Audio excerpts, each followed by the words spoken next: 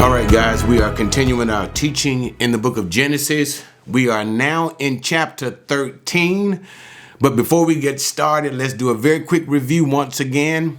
Chapter 12, we know that we had the call of Abram, leave from his father's house and the household of his family and go into the land of Canaan.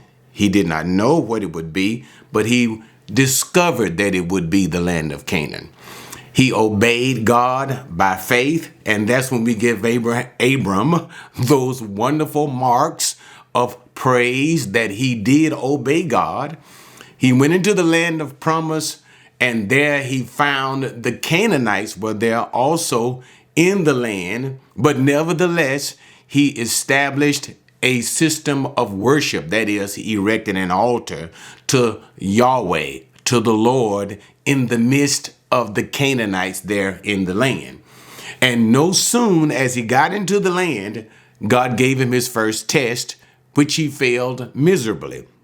You have to keep in mind, it was the mindset and intent of God that Abram should not only go to the land of Canaan, but also remain in the land of Canaan. So the form of testing that God used was by allowing a severe drought, which would cause a famine in the land to come.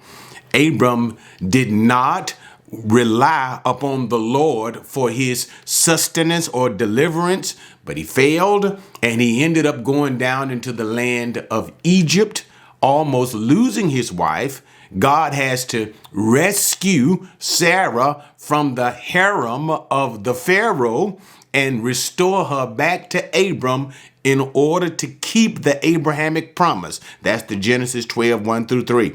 He had to protect that promise by restoring Abram's wife, and Abram therefore received his wife back to him, keeping the promise intact. And now we enter into chapter 13, where we find that Abram is going to end up right back where he started, which is simply to say he should have stayed where he was in the first place and would not have created so many problems for himself, a problem that we will see later on as we move into chapter 16. But right now, we're not there yet. So let's just go into chapter 13, and we're going to simply look at when Abram and his nephew Lot separate, and we're going to look at that particular section. All right, so let's go 13 and 1. So Abram went up from Egypt. He went up from Egypt to the Negev. The Negev is the southern tip of the promised land. That's where he had, if you look in chapter 12, he had already went to the southern tip of the promised land, looking things over, also in his migratory patterns for pasture land for his animals. But nevertheless, let's just go back into the reading. So he went up from Egypt to Negev. That is, he is now back into the promised land. He and his wife and all that belonged to him, and Lot with him. So now, verse simply just says, verse number 1, he went right back to the very place that he left in the first place. And that is the southern region of the promised land. And it also talks about his wife that he took with him, the wife that was restored back to him that we just talked about. Okay. And now we also mention Lot. Lot also went down with him in Egypt. That was the assumption, even though it was not mentioned. But Lot, remember, Lot was his brother who died, Haran, nephew, who was under the authority, who went also along with Abram when he went into the promised land. So we are introducing Lot here because Lot is going to become a key figure also in the discussion of the text. All right. So verse number 2. Now Abram was very rich in livestock, in silver, and in gold. So he was enriched. Remember, when Abram lost his wife, Pharaoh called himself giving Abram a reward for his sister so that he may marry his sister. Remember, Pharaoh enriched Abram with livestock as well as male and female servants. So Abraham already had a certain degree of wealth. But Pharaoh's contribution to Abram for his wife made him even wealthier, and as well as he had silver and gold. So we can kind of see the material blessing, the material effect of, remember the Genesis 12, I'll bless those who bless you, Crystal. We can kind of see that material effect beginning to happen with Abraham already as he is increasing in material possessions. Okay, so rich in livestock and silver and gold as well. Verse 3, he went on his journeys from the Negev, the southern region, as far as Bethel. Now pay attention to this part, guys. To the place where his tent had been at the beginning, between Bethel and Ai. In other words, he ended up back to the very same place he had left before. Now, wait a minute. I thought there was a famine, there was a drought in that same place.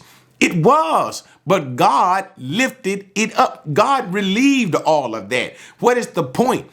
You should have stayed in the spot where you were in the first place and waited, dependent on God to give you the aid, instead of Abraham trying to figure out what's necessary for him to do to save his life.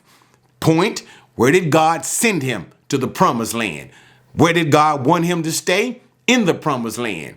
What happened when trouble came? And we know God engineered the trouble as a trying, a testing of his faith, as a growing of his faith to show Abraham where he needed to be and where he was not. But nevertheless, when these things did come to try him, what did he do? He failed the test.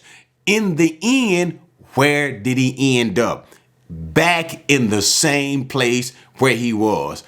So God had to do what? He had to provide for him in that place. And he wanted Abraham to see that. But the bottom line is, Abraham, like all of us, he had to learn these things, and we have to learn these things the hard way. But anyway, the point is, he's back to the same place where he was before, between Bethel and Ai.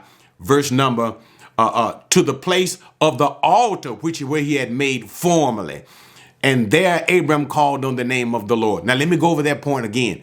He's back to the place, verse number 4, of the altar. Remember the altar that we talked about he erected in the midst of the Canaanites in chapter 12. The place where he instituted for himself a form of public worship amongst, or in the midst of, the Canaanites.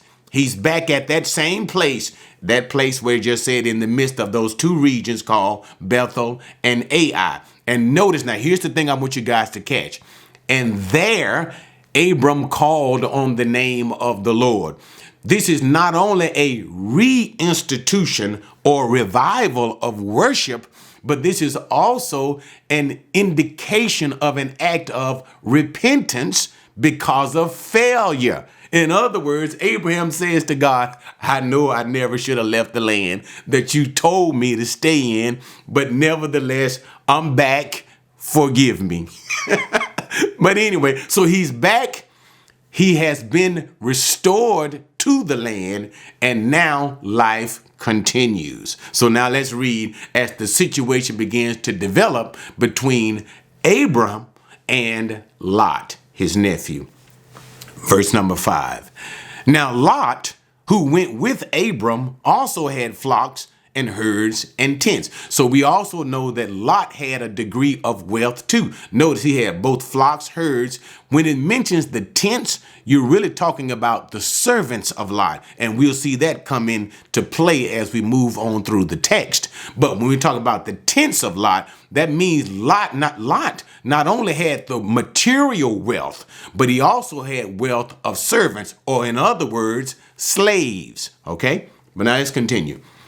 And the land could not sustain them while dwelling together, for their possessions were so great that they were not able to remain together. And there was strife between the herdsmen of Abram's livestock and the herdsmen of Lot's livestock. Now the Canaanite and the Perizzite were dwelling there then in the land. So what had happened? Okay, we've already mentioned the wealth of Abram. Now we've mentioned the wealth of Lot, okay? And notice it said the Lot could not sustain them dwelling together because they were so wealthy. So what had happened was, and this is what verse number 7 says, the strife did not take place between personally Abram and Lot, but between their servants. They were both, that means the slaves. The servants of Abram were looking out for Abram, and the servants of Lot were looking out for Lot. So as they both have these great herds growing of livestock, they're beginning to clash because it's not enough land. And the reason why it's not enough land, this is what you have to understand.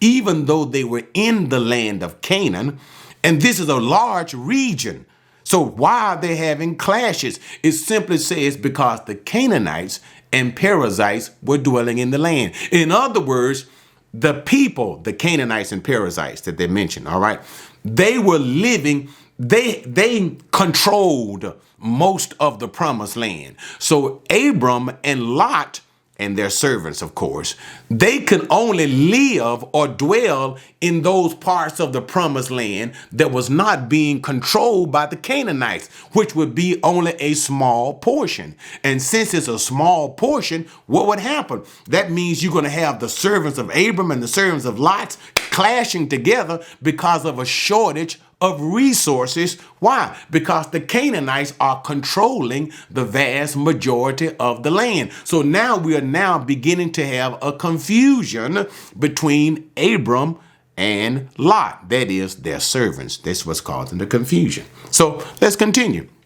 So what happened? We have the response of Abram. Verse number 8. So Abram said to Lot, please let there be no strife between you and me, nor between my herdsmen and your herdsmen, for we are brothers. So Abram acts in a magnanimous way, and we're going to talk about that in more detail as we move along. And so Abram pleads to Lot, not so much as beg, but he speaks to him in a gentle way. And here's what you got to remember, guys.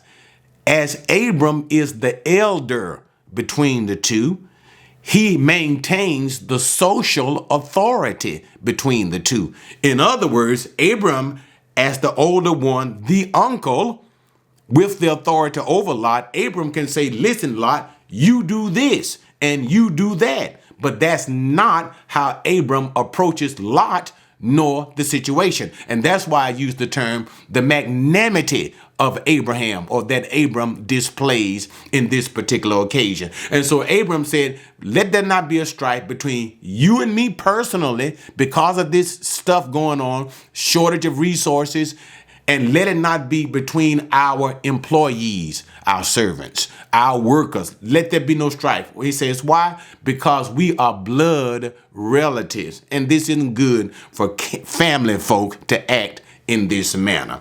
So what does he propose? Verse number 9. Is not the whole land before you? Please separate from me. If to the left, then I will go to the right. Or if to the right, then I will go to the left. So Abram, that's the magnanimity. He could have said, this is what you do. And you do this, and this is how this thing is going to work between us because I'm the eldest and I have the right to make these particular decisions between us. But that's not what he did. Notice the magnanimity of Abraham. That's what we're talking about here. He says the option, the freedom to choose Lot, younger one, is yours. The whole land is before you. So notice he's offering the whole. He said, wherever you choose to go. If you choose to go to the left, I'll go to the right. If you choose to go to the right, he said, I give you the option on where to go and what to do. And that shows the graciousness of Abram. And it also seems to indicate a degree of faith that's operating with Abram. Because here's the whole point. Abram must be implicitly, inherently depending on God. So you choose where you go, make the decision based upon whatever merits or whatever optics that you're going to make it upon. And we're going to see that in the next verse. And no matter what you choose, I'll go in the opposite direction. Well, Abraham, how do you know things are going to work out for you in that area? He must implicitly be depending on God to take care of him. Because remember, the problem is shortage of resources. How will things play out? All right. But nevertheless, let's just go on with the text. So what happened? Verse number 10. And notice the language, the use of the language. Lot lifted up his eyes and saw. He what? Lifted up his eyes and saw all the valley of the Jordan, that it was well watered everywhere. This was before the Lord destroyed Sodom and Gomorrah, like the garden of the Lord, like the land of Egypt as you go to Zoar. Now let's just simply break it down. The reason why I wanted to bring your guys' attention to the language is it is very similar to the language that was used with the temptation of Eve.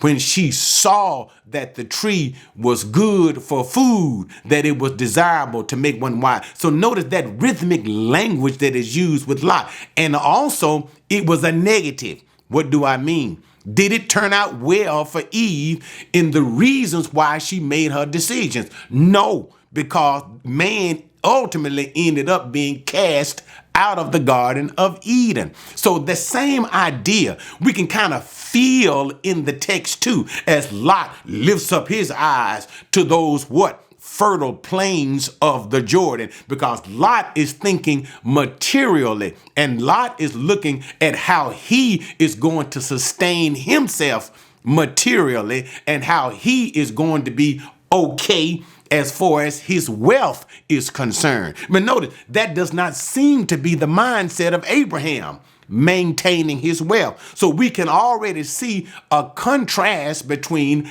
Abram and Lot. Abram, although he is wealthy, is not concerned about his wealth. Lot is wealthy and he's trying to do everything to maintain his wealth. That should doesn't that teach us a little something in the background? Don't worry about that. You worry about pleasing God and God will supply all of your needs. But nevertheless, let's just go back into the verse, analyze the verse, and let's look at what it said Lot was looking at. So it was looking at this part of the Jordan, right? And that's verse number 10 again, guys. It was well watered everywhere, and it's given this particular time that it was such a beautiful oasis type of a place, because at this time, Sodom and Gomorrah had not been destroyed. We're not going to get into that until Genesis 18 and 19. Okay, but nevertheless, before the destruction of Sodom and Gomorrah, it was a beautiful place. Notice it was watered. And if you remember in Genesis, it talked about the Garden of Eden having these 4 rivers that flowed into the Garden of Eden. Now that's well watered. So the comparison of this area was given like that, like the Garden of Eden, as well as like the Delta Nile in Egypt, which overflowed its banks periodically, and it became well watered. But the whole point is this: the Jordan Valley that Lot was looking at was a place of beauty, and it had everything that it needed in Lot's eyes to provide and maintain his material prosperity. But there's a catch and a caveat, and we'll talk about that in the next couple of verses. So let's keep going. So what happened? Verse number 11. So Lot, looking at that watered valley, he chose for himself all the valley of these. I'll take that spot, Abram. You get the other spot. He chose for himself all the valley of the Jordan, and Lot journeyed eastward. Thus, they separated from each other. And that just kind of speaks for itself. The valley of Jordan, he chose that, and ultimately he separated from Abram. Now, there's nothing wrong with the separation whatsoever. As a matter of fact, it was probably no doubt, according to Scripture, the mindset of God, because the promised land would be given to Abram and his seed. Lot is not the seed of Abram. So therefore, the promised land was not supposed to be given to Lot. So there's nothing wrong with Lot separating. It's the motives in how Lot separated and the place where Lot chose to go when he separated. Remember, Sodom and Gomorrah region. Okay, and now let's go into that particular that point. So let's keep going. Verse number 12. We'll get to that. Verse number 12. Abram settled in the land of Canaan, where God wanted him to be in the first place. We're back at that statement again. And continuing verse number 12. While Lot settled in the cities of the valley and moved his tents as far as Sodom. Now, what you have to understand is this. First, we see Lot settling in the plain. And I'm not going to get into too many things too quickly, but we're going to see a movement of Lot from settling at first in the valleys of the Jordan, in the plains of the Jordan. And each time, Lot is moving closer and closer to the city of Sodom, until once we get into Genesis chapter 18, 19 as well, we're going to find out that Lot has actually moved into Sodom. Lot is sitting as a judge in the city gates of Sodom. Lot has actually become a member of the Sodomite society. So here's the whole point.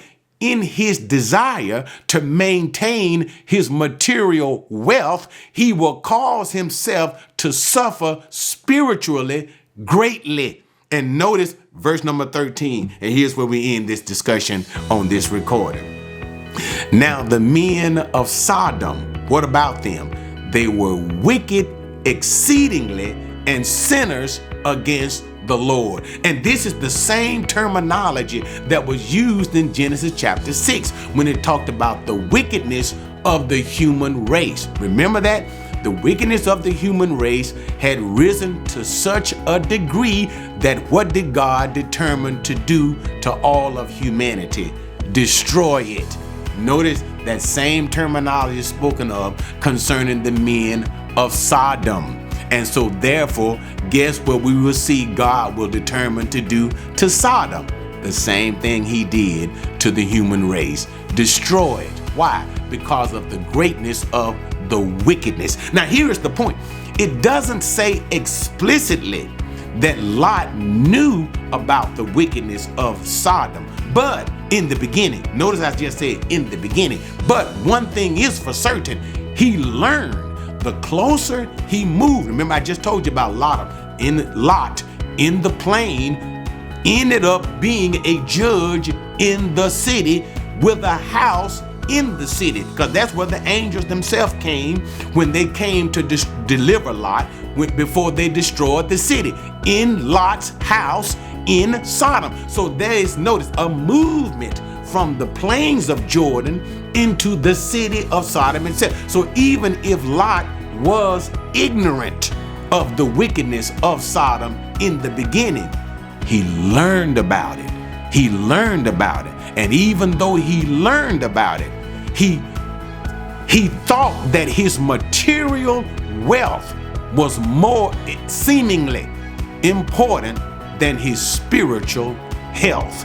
And he paid a great price for it. And even though we're not going to get into it, but guess what? Guess what? He ends up losing all his wealth in the end. All right, guys. Catch you next time as we continue our study in the book of Genesis. Have you subscribed yet? What are you waiting for? Subscribe now.